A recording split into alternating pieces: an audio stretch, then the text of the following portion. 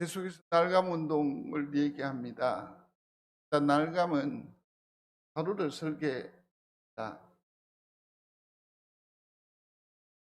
새벽에 나와서 이제 묵상을 합니다. 그곳에는 묵상 시간에 이렇게 보내어 드리는 그날에 큐티를 하지요. 그리고는 7시가 안 되면 묵상한 것을 보내어 드리고서는 바로 날감 일기를 손에 듭니다. 그러면 그날의 일들이 이렇게 그려져요. 타임테이블을 이렇게 간단하게 만들고, 하나님, 오늘 이 사람과의 만남에 있어서 다툼이 없게 하시고, 혹은 종으로 수치상자 하는 그런 바램들을 옆에 실어 두어요. 현실에게 다시 이것을 때 놀랍게도 하나님께서 다툼도 없이 하셨고, 종으로 오히려 영화를 보게 하시고, 하루의 걸음을 순적하게 해 주셨다라는 것을 확인하게 해요. 너무너무 감사합니다. 꼭 날감 운동이 황 목사에게 동정제일교회의 어떤 유익으로 한다고 한다면 이렇게까지 강조하고는 않을 거예요. 이것이 나를 변화시킨다라는 거죠. 내 속의 에너지를 새롭게 한다라는 거고, 늘 범사가 그런 기쁨으로 충실함을 날마다 매주마다 단정하지 아니할 수 없는 그런 벅참이 있기 때문에 날감은 날감은 하루의 보람이 얼마나 기쁜지 모릅니다. 모든 것을 뭘로 만들어 버린다고요? 감사로 만들어 버리는 놀라운 그런 은혜의 셈이 됨을 기억하시고, 함께 하심으로 하나님의 기쁨을 만끽하는 바랍니다. 오늘 창세기 8장에 나와 있는 이 얘기는 너무나도 잘 아는 얘기일 것입니다. 노아의 방주에 관한 얘기. 노아는 세상을 구원할 방주를 계시를 받아서, 그것도 거의 한 70년 내지는 80년 동안 집중해서 방주를 완성하고 난 뒤에 하나님의 구원의 계획인 사역을 올곧이 이 방주와 관한 얘기 에피소드가 한 서너 가지가 있는데, 그 중에 대표적이라고 하는 것이 창세기 6장 3절에 보면 120년이라고 하는 숫자가 나옵니다. 120이라고 하는 숫자를 두고 이제 노아가 방주를 필요한 기간이다, 그렇게 얘기를 합니다. 그러나 요 근간에 신학자들이 얘기하는 건 조금 다른 것 같아요. 120이라고 하는 것은 두 가지 설이 있는데, 그 중에 하나는 이런 학자들의 논문을 살펴보니까 이 사건 이후로 인간의 수명이 120을 초과하지 않아요. 그래서 아마 이 120이라고 하는 이 숫자는 노아가 방주를 축조한 시간이라기보다는 뭐라고요?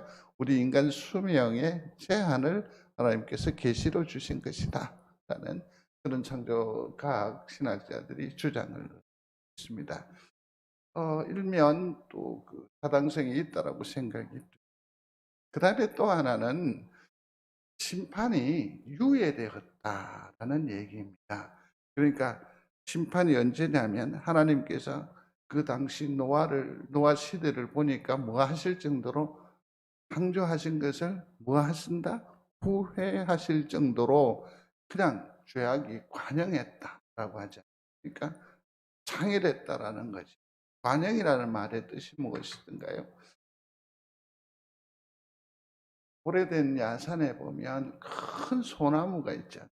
이 소나무가 엄청난 폭우를 맞아도 절대로 부러지지 않아요. 근데 이 소나무가 가지가 툭 떨어지는 그 때가 있는데 그게 언제인지 아십니까? 눈이 왔을 때. 이 눈이 하잘것없는 것 같지만 이것이 차곡차곡 쌓여서 태풍에도 부러지지 않았던 소나무 가지를 뽑아버려요. 그런데 마지막에 떨어지는 방울 하나의 그 무게란 게 가늠이 되겠습니까? 그죠? 그 점에 딱 떨어지면 그 시점에 이게 탁 떨어져. 관영이라고 하는 것은 뭘 말하느냐 하면 독이 있어요. 근데 물을 붓습니다. 탕해요. 찰랑한데 한 방울이 딱 떨어지면 어떻게 됩니까? 그것이 그때부터 넘치기 바로 직전의 상황을 두고 관영이라고 하죠. 그 정도로 죄악이 가득 찼다. 이제는 그 죄악이 찰 정도가 아니라 쏟아질 정도가 되니까 하나님의 심판은 언제? 이때 임해도 세상은 아무런 할 말이 없는 거죠. 타당한 이유가 되는 거잖아. 그럼에도 불구하고 하나님께서는 그 엄청난 진노의 그 분을 또 참으시는 그 세월이 몇 년이다? 100이라고 주장하는 학이 있습니다. 자, 그렇다고 한다면 실질적인 그 노아가 방주를 축조한 세월이 어느 정도이겠는가? 사실은 노아 축조에 대한 그 명령은 6장 13절 이후란 말이에요.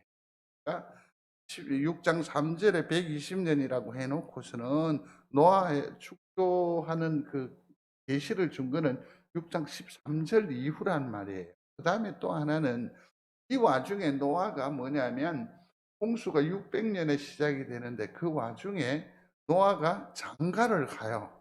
그리고는 아들 몇을 낳죠? 셋을 낳아요. 이름이 뭔지 아시죠?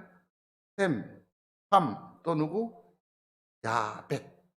아들을 낳아요. 그래서 이 아들의 출생의 그 시기를 이렇게 살피면 현대 신학자들은 노아의 방주의 축조의 시간을 70년 내지 년으로 70년 내지 80년.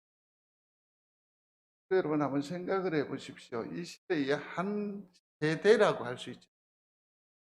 한 일생을 그는 오직 하나님의 말씀에 집중하는 삶을 살았다, 순종하는 삶을 살았다라는 그런 측면에서 정말 할 것 같아요. 그러면 하나님께서 왜 노아를 통해서 방주를 지으라고 했겠느냐? 그 목적이 뭐냐는 거죠. 목적이. 그건 구원과 관련해 있습니다.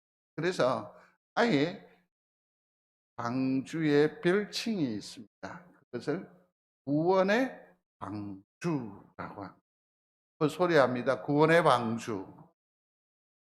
우리를 수많은 죄악 가운데에서 하나님께서 이 방주라고 하는 이 독특한 건축물을 축조하고 이 상징을 통해서 우리에게 무엇을 지금 구원을 설명하려 하시는 것입니다. 구원의 은혜를 주시려고 지금 노아를 통해서 방주를 이루신다. 이렇게 이해를 하시면, 물론 어떻습니까? 이 방주 구원의 이면에는 뭐가 있습니까? 땅을 물로 썰어버렸으니까 세상을 뭐 하는 거죠? 심판하는 그런 또 다른 메시지도 있고, 그 다음에 자 보십시오. 노아의 방주에서 그들이 구원함을 받아서 맞이하는 새 시대잖아요. 자, 이것을 두고 하나님의 대창조의 그런 의미도 여기서 발견해 볼 수 있습니다. 그 다음에 이제는 하나님의 새 시대에 대한 출발점이라고도 해석하는 분도 다 잊어도 괜찮습니다. 노아의 방주는 무엇의 방주다? 구원을 위한 방주다. 그렇게만 일단 기억하시면 좋을 것 같습니다. 그런데 이 방주의 실제는 뭘 그러면 우리에게 보여주는 거냐? 방주라고 하면 구원의 방주라고 했습니다. 그러면 이것이 이 시대의 방주가 우리에게 어떤 실제적인 그 적용이 가능하냐 이렇게 말하면 구원의 방주는 곧 뭐다? 크게 답해 보시겠습니까? 구원의 방주는 뭐다? 교회다. 그래서 성도 여러분, 미리 보는 설교라고 하는 그 영상물을 꼭 보고 오셔야 돼요. 그래야 이렇게 소통이 원활해져요. 구원의 방주 곧 뭘 말한다? 교회를 지지. 노아의 방주는 곧 이 시대의 교회예요. 마태복음 24장과 누가복음 17장에 보면 인자의 임함도 이와 같으리라. 인자의 때도 그러하리라 라는 표현이 나와 있거든요. 그러면 이 교회의 머리는 누구이십니까? 예수님이십니다. 그러므로 교회는 그의 몸이 되는 거예요. 몸이 되는 거예요. 그렇기 때문에 이 방주가 생명선인 것처럼 저주와 죽음의 길 앞에 인류는 영원한 생명선인 교회가 되어야 한다. 교회 중에 하나. 그렇게 생각하십니다. 자, 방주는 구원을 위한 거다. 그러면 현대적으로는 뭐라고요? 배다라고 할 수 있습니다. 그러면 이 교회의 사명이나 교회의 목적은 분명할 수밖에 없죠. 뭡니까? 구원. 문 영혼들을 어떻게 해요? 담아야 되는. 너무 어려운 질문인데 답을 할 수 있어요. 여기는 이 그림이 있는 곳에 말이에요. 이곳은 구원의 방주 맞아요? 여기가 어딘지 아세요? 어느 교회인데요? 그런가요? 통정제일교회가 구원의 방주임을 믿습니다. 여기에서 일어나는 모든 역사는 구원의 역사가 되어야 합니다. 누군가를 구원해내어야 하고 누군가가 이곳에서 구원이 성숙되어져 가는 일을 온 교회는 어떻게 해야 됩니까? 도와야 합니다. 집중해야 합니다. 구원의 방주인 이 교회는 하늘의 문이 열려 있기 때문에 서로 소통하는 곳이고 믿는 여러분들이 되시기를 중심으로 소원합니다. 그래서 아주 교회가 소중합니다. 교회가 소중. 오늘 본문을 보면 우리가 6절부터 읽었습니다마는 40일을 지나서라는 표현으로 시작을 하고 있습니다. 성경에서는 이 40이라고 하는 것이 상당한 의미가 있는데 그냥 준비의 시간이다 그렇게 생각을 하시면 되겠고 또 혹은 고통과 방황의 기간이 바로 이 40과 관련이 있는 것 같습니다. 이스라엘 백성들이 광야에서 방황한 세월이 얼마입니까? 40년이죠. 그렇죠? 또 엘리야가 밤낮으로 40일간 걸어서 누구에게 호렙산에 이르지 않습니다. 모세가 40일간 시내산에서 금식함으로 하나님을 만나게 되고 하나님으로부터 십계명, 그죠?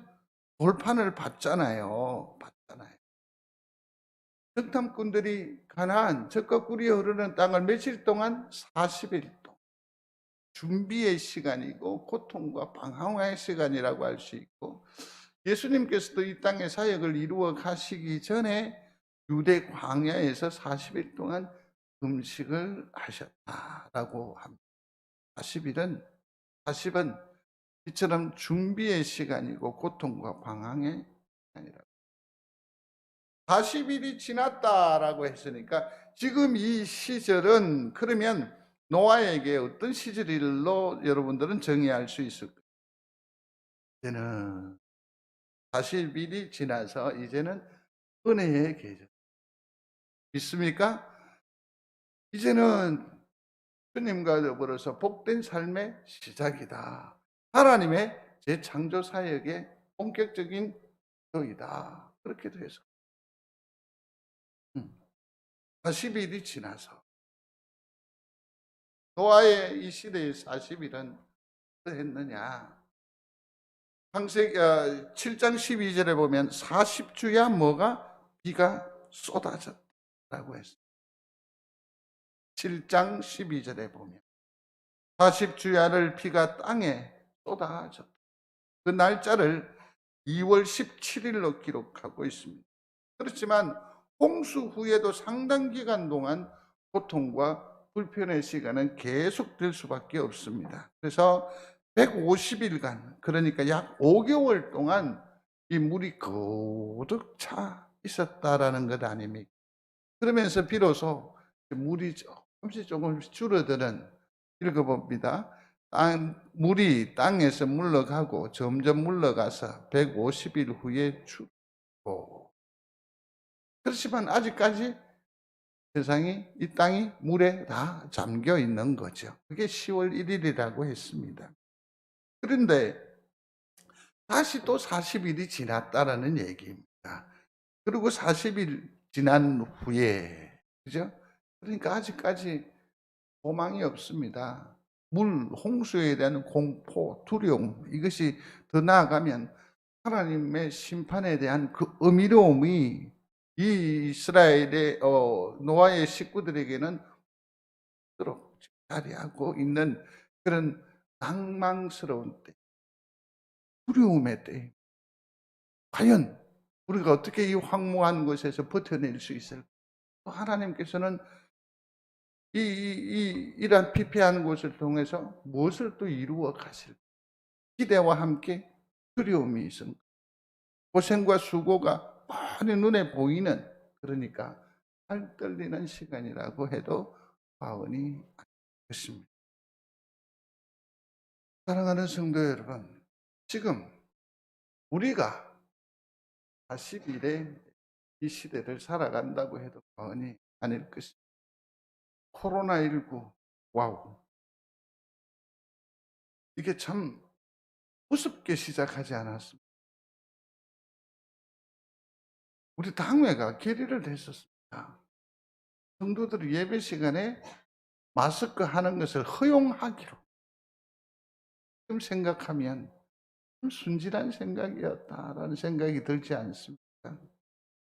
그냥 좀 지나갈 것 같고 금방 끝날 것 같지 않았어요.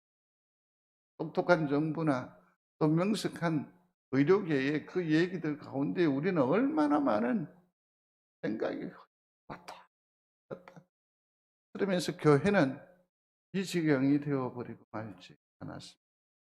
오늘 아침에도 장로님 눈물로 기도를 하시는 것이 마음에 짠하고 하나님 앞에 상달되는 그런 기도였음을 합니다.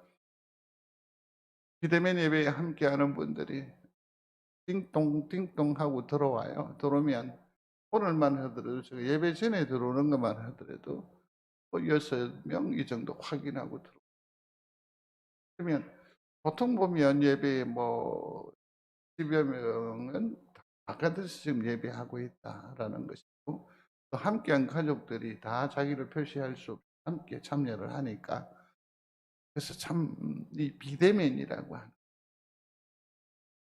이러한 얘기들을 우리가 들을 때에 했었어요. 이렇게까지 오래 이겠냐 하는 그런 생각을 많이 했었어요.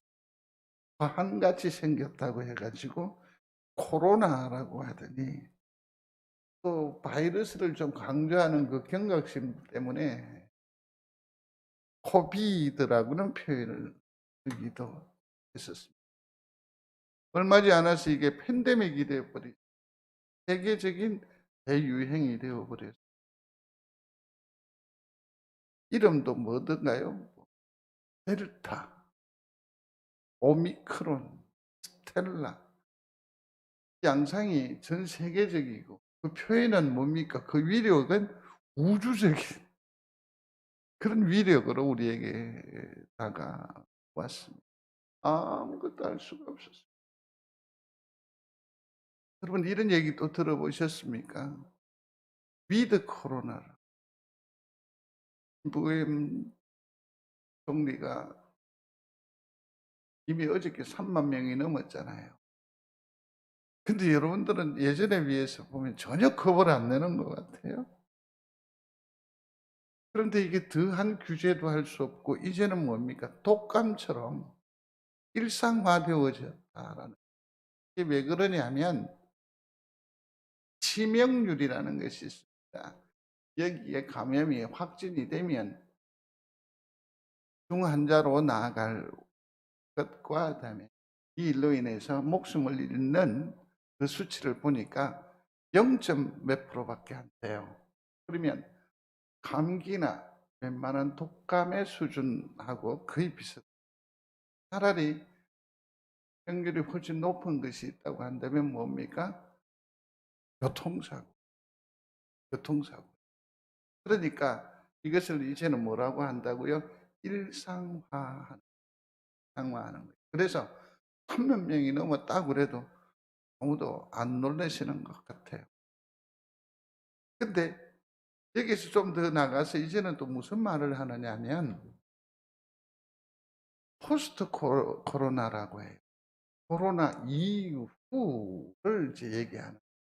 여기에서 좀 외람된 얘기인데 잠시만 말씀드리면 4차 산업이라고 들어보셨습니까? 4차 산업. 그건 우리가 헤아릴 수가 없어요. 접근해 볼 수가 없어요. 또 하나 더 말씀을 드리면 노멀이라는 것이 있어요. 뉴노멀이라고 하는 건데 노멀은 뭘 말하냐면 기준이에요. 기준. 어떤 무엇을 사물을 판단하고 결정할 때 일정한 어떤 생각이요, 원칙이요, 이렇게 있어요. 이게 뭡니까? 다 바뀌어 버린 거예요. 전에는 얼굴을 맞대어야 하고, 스킨십도 있어야 되고, 이렇게 살갑게 대하는 것이 친근감의 표시라고 한다면 지금은 어떻게 해요? 기준이 딱 달라져 버린 거예요. 그냥 멀리서 안녕? 개념이 완전 가치 기준이 다 달라진 거예요. 전에는 최고의 풀밥통이라는 것도 있었잖아요. 직업 가운데. 요즘 그런 것도 없어졌어요. 기준이 달라져 버렸으니. 저희들에게 있어서 가장 자랑스러운 게 뭐냐면, 물론 우등상이겠지요. 그러나 다 우등상을 못 받으니까 일반적으로 우리가 자랑할 수 있는 최상위 가치가 뭐냐면 개근상이에요. 근데 요즘은 개근상이 의미가 있던가요? 없어졌어요. 이게 뭐냐면 기준이 달라졌다라는 얘기예요. 그런데 저는 새로운 기준이 생긴다. 여러분 적응하기 쉽겠어요? 정말 어렵습니다. 교회도 기준이 이제 달라졌습니다. 전에는 성령이 계시네, 거기에서 은혜가 있었고요. 그게 하나님의 통로가 되었는데 요즘은요, 소리 지르지 마세요. 그러니 하나님께로 나아가는 방법도 이제는 완전히 달라진 거예요. 예배도 이제 막 달라져야 돼요. 유노멀이라고 하더니 오늘 이것을 잠시 얘기하려고 노멀이라는 작구를 또 읽어봤더니 이번에는 새로운 어떤 가치 기준이 아니고 업 해야 된다고 그래요. 그래서 업 노멀 시대라고. 참 혼돈스러운, 그야말로 뭐가 뭔지 모르는, 그러나 미래에 대한 엄청 기대감보다는 두려움이 상존하는 우리의 40일이라고 해도 과언이 될 것입니다. 성도 여러분, 그렇다고 우리가 넉넉히 있을 수는 없잖아요. 그죠? 근데 성경에 보면 기독교의 시간관이라는 것이 있고 종말론적 시간관이라는 것이 있습니다. 그건 뭐냐면 알파와 오메가라고 했는데 이 시간의 주인이 누구냐면 예수님이세요. 예수님은 나는 알파요 오메가라고 말씀을 하셨습니다. 그러면 여기에서 주는 핵심적인 교훈은 뭐냐면 시작이 있으면 반드시 뭐가 있다? 끝이 있다라는 시간관이에요. 시작이 있으면 끝이. 근데 세상에서 말하는 시간의 개념에 시작과 끝이 있다라는 거기에서 기독교 시간과는 달라요. 자 보십시오. 시작이 있습니다. 세상도 똑같이. 그러나 끝이라고 하는 것은 거의 다 뭐죠? 멸망이고 끝장을 의미하지만 성경에서 말하는 오메가의 은혜는 뭐냐면 반드시 하나님의 뜻이 시작했으면 여기에서는 뭐가 된다? 완성된다라는 의미에서 성경간의 시간과는 시작이 있으면 끝이 있다. 이런 뜻을 내포한 거죠. 그래서 이렇게 정의할 수 있어요. 어떤 고통에도 끝남의 시간은 있다. 믿는 여러분들이 되시기를 바랍니다. 우리가 최소한의 하나님의 시간, 이 관념을 가지고 하나님께서 살아계심을 믿습니까? 하나님께서 통치하심을 믿습니까? 그렇다고 한다면 우리의 이 40일은 곧 끝난다. 하나님께서 어떻게 하신다? 완성하시는 시기가 있다라는 것을 우리에게 시사해 줘. 아직도 40일의 어려움 가운데 있는 성도가 있습니다. 하나님께서 조만간 그 눈물을 거두실 때가 있을 줄로 믿습니다. 뚜껑이 열려버렸습니다, 하늘이. 그런데 그 하늘이 이제 드디어 변화가 일어나기 시작하는 겁니다. 8장 2절입니다. 같이 합니다. 기쁨의 샘과 하늘의 창문이 닫히고 하늘에서 비가 그치매. 아멘. 8장 3절입니다. 같이 합니다. 물이 땅에서 물러가고 점점 물러가서. 아멘. 여기에서 우리의 소망이 있는 것 아닙니까? 40일 동안 억수같이 퍼부었고 무려 150일 동안 5개월 동안 잠궜는데 그러고 나서 40일 후에 오늘 보니까 어떻다고요? 비가 그쳤고 이제는 뭡니까? 점점 물들이 물러가고 있다라는 거죠. 이게 뭡니까? 이제는 하나님의 새 창조가 하나님께서 허락하신 새 기회가 찬스가 우리에게 구체적으로 주어진다라는 소망을 여기서 보게 되는 것 아닙니까? 성도 여러분, 지금 좌절하지 마시고 하나님의 때가, 하나님의 끝냄의 때가 곧 우리에게 임할 줄로 믿고 오히려 더욱더 힘내며 소망 가운데 오늘 하루를 경영해 나가는 우리 믿음의 식구들이 되시기를 주의 이름으로 축복합니다. 기억하십시오. 8장 1절입니다. 하나님이 노아와 그와 함께 방주에 있는 모든 들짐승과 가축을 기억하사 하나님이 바람을 땅 위에 불게 하시매 물이 줄어들었고. 여기에서 기억하실 게 있습니다. 그게 뭡니까? 기억하사. 옛날 성경에는 뭐라고 되어 있냐면 권념하사 그렇게 되어 있습니다. 여러분 집에 가셔서 오래된 그 성경을 한번 펼쳐보시면 거기 보면 가축을 권념하사 그렇게 합니다. 이게 뭡니까? 하나님께서 당신의 마음에 새겼다. 아십시오. 우리의 심사가 하나님의 마음에 있음을 믿는 여러분들이 되시기를 바랍니다. 내가 참 힘들고 어렵지만 내 처지와 형편을 하나님께서 기억하시고 그러므로 오늘을 힘내어 감당하는 우리 식구들이 되시기를 바랍니다.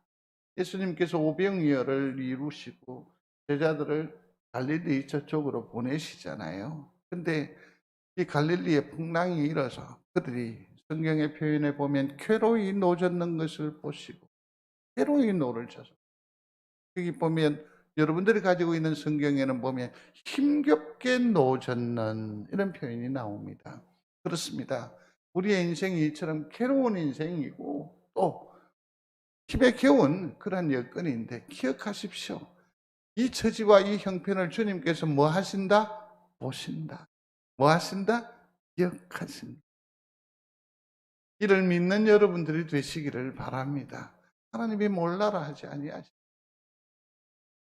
그러므로 성도 여러분, 기다려야 합니다.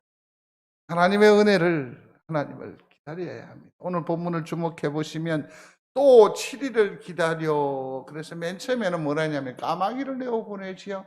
그리고는 비둘기를 또 보냅니다. 또 며칠을 두었다가 비둘기를 보내고 또 보냅니다. 이것은 뭘 말하는 겁니까? 우리의 소망과 우리의 열망이 얼마나 절실하고 얼마나 조급하다라는 것을 말하는 것 아닙니까? 그러나 이것을 좀 더 영적으로 은혜스럽게 해석하면 이 시간은 우리의 조급함의 시간이라기보다는 뭐죠? 은혜를 사모하는, 은혜를 기다리는 시간이라고 할 수가 있어요. 성도 여러분, 어쩌면 은혜를 조급하게 생각하는 이 자체도 우리에게 은혜인 거예요. 축복인 거예요. 응? 완전 넋을 내려놓지 않는 거지. 여러분 아시죠? 믿음은 믿음은, 신앙은 버티는 겁니다. 밑에 있는 것 한번 읽어보십시오. 시작. 신앙은 버티는 것이죠. 신앙은 버티는 것. 버티는 것.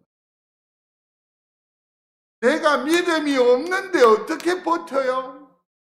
내가 하나님의 은혜에 대한 확신이 없는데 내가 어떻게 여기서 견뎌낸단 말이에요? 그러니 참 신앙이라는 것은 뭐냐면 버티는 거예요. 이 일에 승리하는 우리 성도들이 되시기를 충심으로 소원합니다. 근데 저는 여기서 강조하고 싶은 것이 있습니다. 그건 뭐냐면 모든 신앙이라든지 모든 말씀을 자기 중심적으로 해석하려고 하는 안타까움이 우리 가운데 있어요. 그래서 내가 기다리는 거예요. 내가 참는 거예요. 내가 버티는 거예요. 그러나 여러분 아시나요? 주님도 우리를 기다리세요. 오히려 주님이 우리를 더 기다리세요. 마음을 돌리고 하나님을 전적으로 의지. 하나님의 은혜가 필요함을 주님도 오히려 우리의 마음 씀씀이를 기다리고 계십니다. 이를 잊지 않는 여러분들이 되시기를 중심으로 소원합니다. 소원합니다. 고통에는 반드시 끝이 있습니다. 하나님께서 완성하십니다. 이 일을 믿고 잘 기다리는 이 시대에 우리 성도들이 되시기를 주의 이름으로 축복합니다. 그런데 주님은 두 번째로 우리에게 보여주는 것은 뭐냐면 고통 이후에 축복의 새날을 준비해 주신다라는 거예요. 8장 17절에 있는 말씀입니다. 너와 함께한 모든 혈육이 있는 생물 곧 새와 가축과 땅에 기는 모든 것을 다 이끌어내라. 이것들이 땅에서 생육하고 땅에서 번성하리라. 아멘. 황무해졌습니다. 아무 소망이 없는 곳, 그곳에서 하나님은 일하세요. 우리가 봐서는 전혀 가망성이 없는 땅에서 우리에게서 하나님은 일하심을 믿는 여러분들이 되시기를 바랍니다. 여기서 일하세요. 전혀 경험해 보지 못했던 새로운 역사입니다. 새로운 일입니다. 하나님의 일입니다. 하늘의 일입니다. 그것이 40일을 잘 지나고 하나님을 학수고대한 우리 성도들이 감당해야 할 몫이요, 축복이요, 은혜라는 것 아니겠습니까? 9장 1절에 있는 말씀입니다. 함께합니다. 하나님이 노아와 그 아들들에게 복을 주시며 그들에게 이르시되 생육하고 번성하여 땅에 충만하라. 아멘. 새 일을 주신, 새 날을 주신 믿는 여러분들이 되시기를 바랍니다. 새로운 시대, 번영의 시대가 조만간에 우리에게 도래하게 될 줄로 믿습니다. 어디에 도래한다고요? 광주인 교회. 그 교회는 또 아까 여러분들이 정의하셨는데 무슨 교회? 아, 그래요? 그러면 이렇게 정의할 수 있겠네요. 이 고통을 잘 지나고 나면 하나님께서 주의 재단을 통해서 큰 부흥의 역사를 이루어 가실 줄로 믿습니다. 믿습니다. 그런 소망을 가지고 오늘을 버티고 이기는 거죠. 이기는 거죠. 그러고서는 하나님께서 놀랍게 증표를 주십니다. 그게 뭐죠? 무지개를 파. 무지개를. 그리고서는 이 무지개가 이렇게 사실은 반원이 되어 있잖아요. 반원이 되어 있는데 이를 성경에는 한 숨긴 것으로 표현을 해서 이는 하나님과 우리와의 뭡니까? 사랑의 반지라고 표현하는 주경학자가 있더라고요. 이건 결혼한 사람, 하나님과 우리와의 관계가 혼인의 관계에서 분명하게 약속하시는 그 약조라는 거예요. 하나님의 성도들을 향한 놀라운 은혜, 꼭 새 소망은 약속으로 주신 것은 반드시 이루어지며 또 하나님과의 우리와의 관계에서 꼭 지켜지게 될 줄로 믿습니다. 믿습니다. 그렇습니다.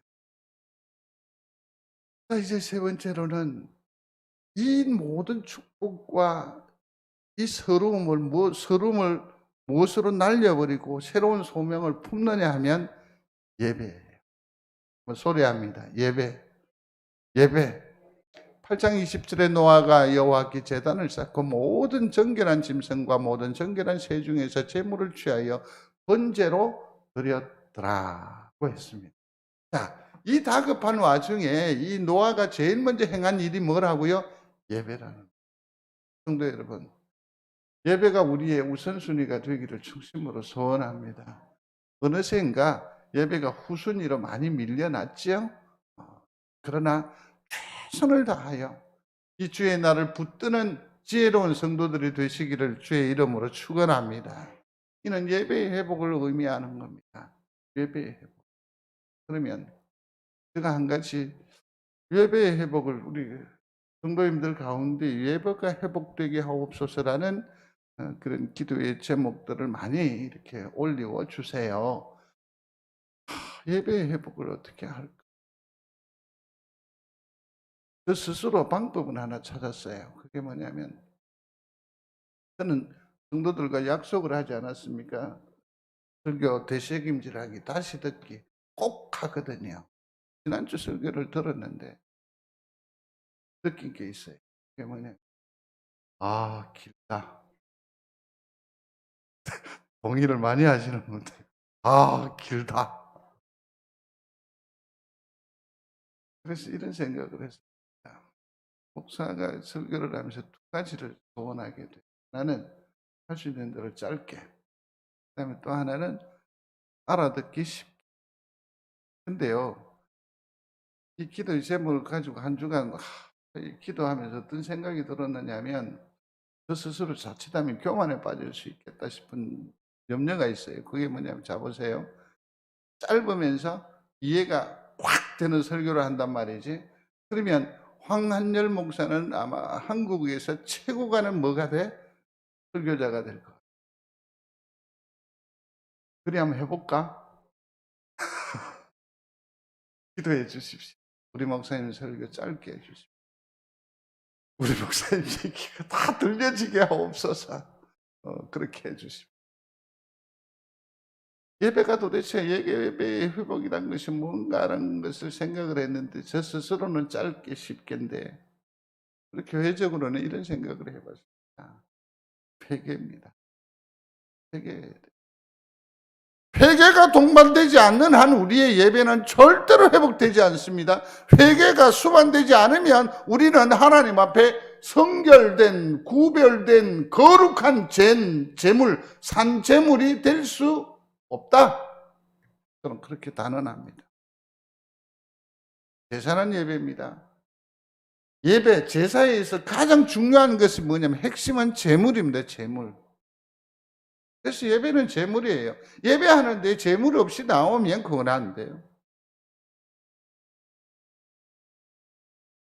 그러므로 형제들아 내가 하나님의 모든 자비하심으로 너희를 구원하노니 너희 몸을 하나님이 기뻐하시는 거룩한 산제물로 드리라.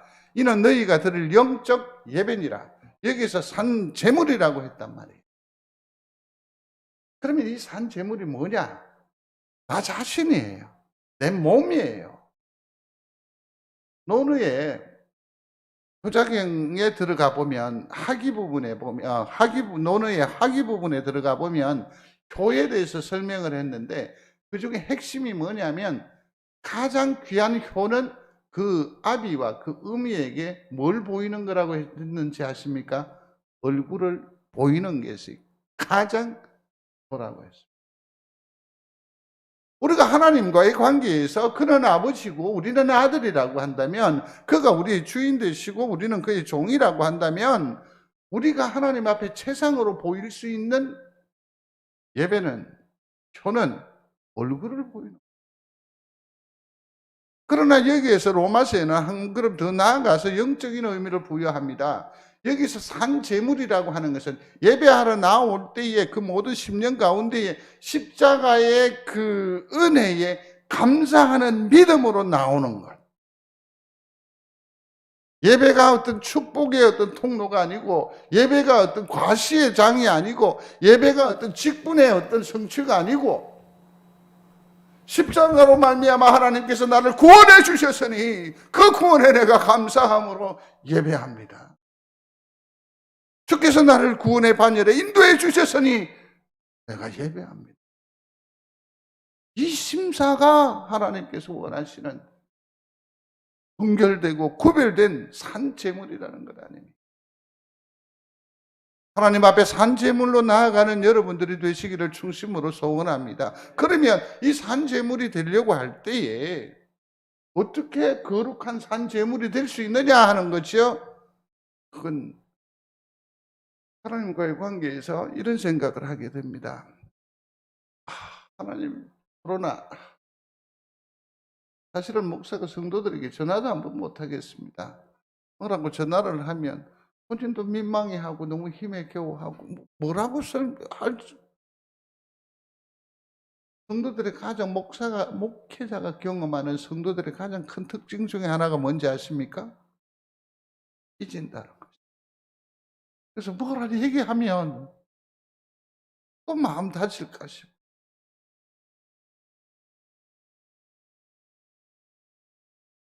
좀 이제 좀 그치게 해주십시오.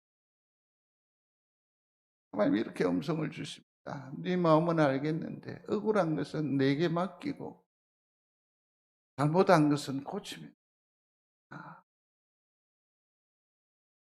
성도 여러분, 거룩한 산제물이 되기를 주의 이름으로 축원합니다. 그러면 우리의 이기심을 회개해야 됩니다. 교만을 회개해야 합니다. 우리의 탐욕을 회개해야 합니다. 우리의 비겁함을 회개해야 하고 우리의 허영심도 회개해야 하고 하나님 앞에 얼굴 숨김을 부끄러워할 줄 알아요. 우리의 이중성을 회개해야 합니다. 가정에서, 직장에서 우리의 불성실을 회개해야 합니다. 거짓말을 회개해야 합니다. 그래야 우리가 십자가의 그 은혜를 서로 믿음하는 한 제물이 될 줄로 믿습니다. 정죄하지 말고 아쉬워하지 말고 서로가 하나님 앞에 낮은 영이 되심으로 하나님 앞에 스스로 산 제물이 되므로 주의 영광을 도모하는 우리 믿음의 식구들이 되시기를 중심으로 소원합니다. 이철환 씨가 연탄길이라고 하는 책에서 반성문이라고 하는 부분이 있어 읽어봤습니다. 지나온 삶을 돌아보면서 내가 받은 상처보다 내가 준 상처가 더 많았다고. 여러분들 여기 동의하십니까? 내가 받은 상처보다 내가 준 상처가 훨씬 더 많아요. 근데 그가 깨닫기를 나를 버리고 나를 부정할 때에 비로소 그 깨달음을 알게 되었다라고 얘기해요. 하나님, 저는 나비가 되고 싶었습니다. 그런데 나방이 되고 말았습니다. 우리는 입술로나 마음의 소원으로는 어떻습니까? 얼마나 고상함을 추구하며 삽니다. 그러나 우리의 삶이 우리를 피곤하게 만들었지요. 우리를 공고하게 만들었지요. 그래서 우리는 뭐가 되고 말았습니까? 나방이 되고. 우리는 죄인입니다. 하나님께서 우리에게 엄청난 은혜와 좋은 DNA를 주셨음에도 불구하고 우리는 여전히 불순종하는 강화가 되고 말지 않았습니다. 그러므로 뭐 해야 됩니까? 그래야 예배가 회복될 줄로 믿습니다.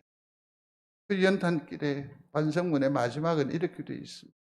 어두워야만 빛나는 것들이 있다. 고통은 대문처럼 입구이면서 동시에 출구이다. 아픔도 길이 된다. 슬픔도 길이 된다. 여행은 아직 끝나지 않았다. 달팽이가 되어 그 길을 달려가리라. 묵묵히 아니 차근차근 불빛처럼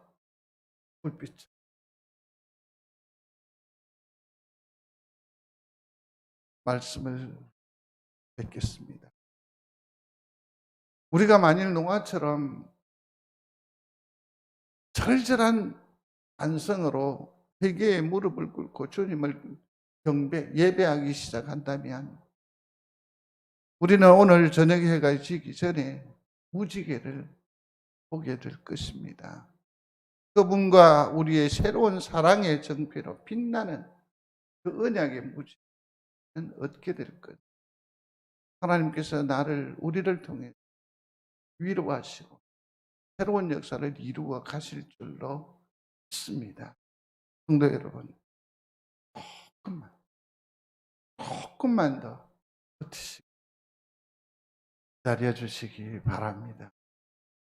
우리 오늘 마지막 찬양을 이것으로 대신하기를 원하는데 힘내세요. 찬양 한번 하고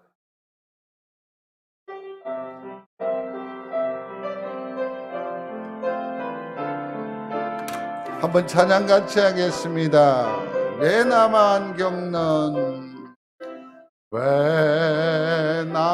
겪는 고난이냐고 불평하지 마세요. 고난의 뒤편에 주님이 주실 축복 미리 보면서 감사하세요.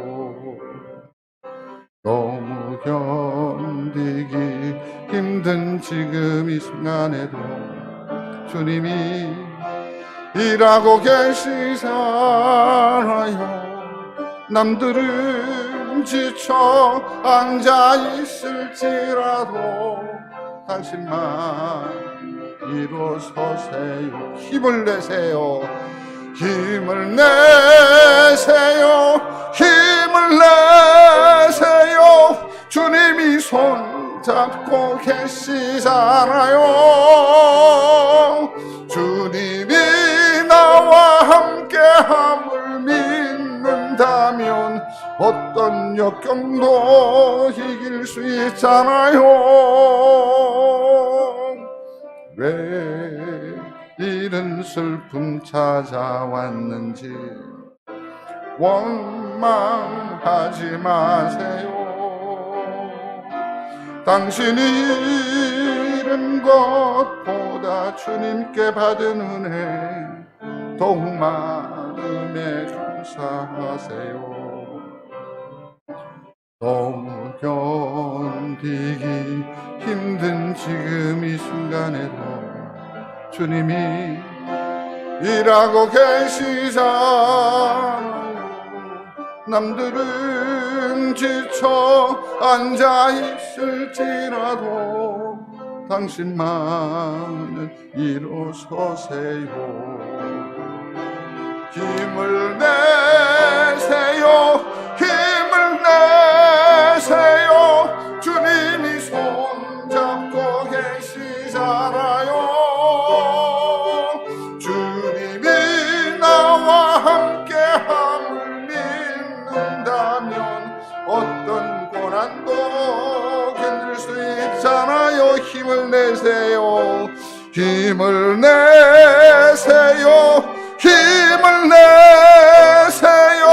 주님이 손잡고 계시잖아요. 주님이 나와 함께함을 믿는다면 어떤 역경도 이길 수 있잖아요. 함께 기도하겠습니다. 하나님, 어두운 시절을